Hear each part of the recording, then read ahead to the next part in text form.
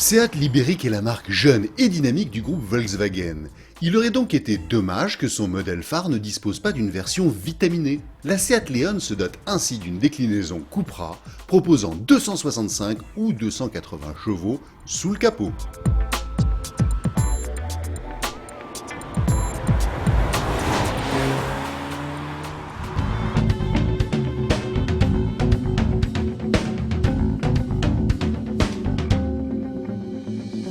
La Seat Leon de base affiche déjà un look sportif.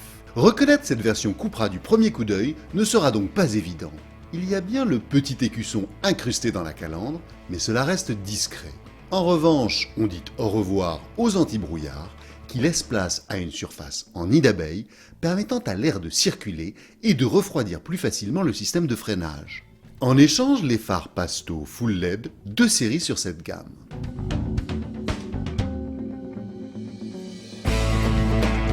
Les lignes tendues de la Seat Leon contribuent à cette image sport et jeune. Sur cette Cupra, on note aussi les étriers de frein rouges et les jantes de 18 pouces spécifiques. L'arrière de l'auto est un peu plus parlant, on remarque facilement la double sortie d'échappement et le diffuseur, symbole de la sportivité de ce modèle. Un insert noir supplémentaire est également présent, tout comme de nouveau le petit logo Cupra. Si nous avons opté pour une version 3 portes au dessin plus sportif, il faut noter que la Leon Cupra est également disponible en version 5 portes, un peu plus familiale dans l'âme.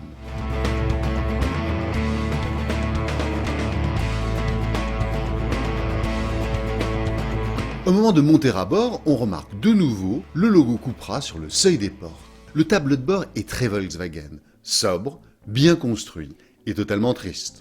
Aucune couleur ne vient égayer cette version. Heureusement, le volant se dote d'une surface perforée pour une bonne prise en main et est agrémenté de surpiqûres blanches. Et surtout, les sièges baquets confirment la vocation sportive de l'auto. Le conducteur bénéficiera également d'une vue sur un compteur gradué jusqu'à 300 km/h et d'une zone rouge démarrant à 6500 tours minute.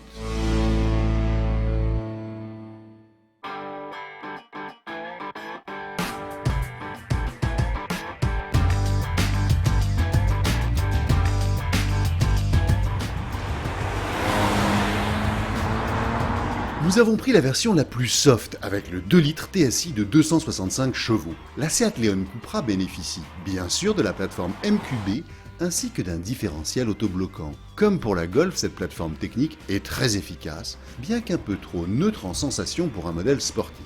Reste que nos bourrins favoris répondent bien présents et permettent à notre version en boîte manuelle d'effectuer le 0 à 100 km/h en 5,9 secondes.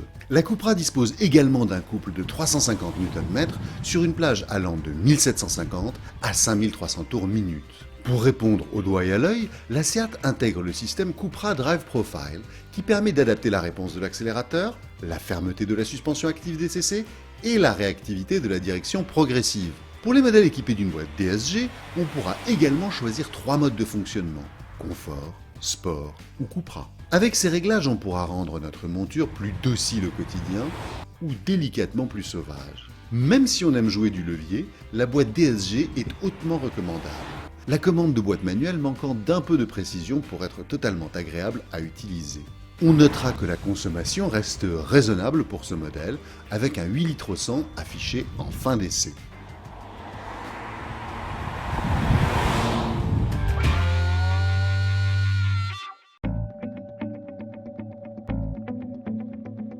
Nous avons également effectué quelques tours de piste avec la version 280 chevaux. L'occasion de voir que la différence entre les deux motorisations n'est pas flagrante. Et même si la piste n'est pas son terrain de jeu au quotidien, avec quelques signes de fatigue des freins après 4 tours d'attaque, l'auto dispose d'un comportement très sain qui permet de la pousser loin, avec même quelques prises de risque en virage qui donnent des sueurs plus au conducteur qu'au châssis.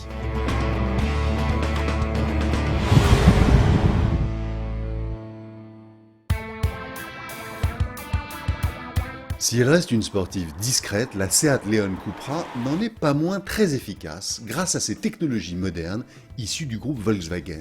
Elle vient jouer dans la cour des Ford Focus ST, Renault Mégane RS et bien sûr de sa sœur la Volkswagen Golf GTI.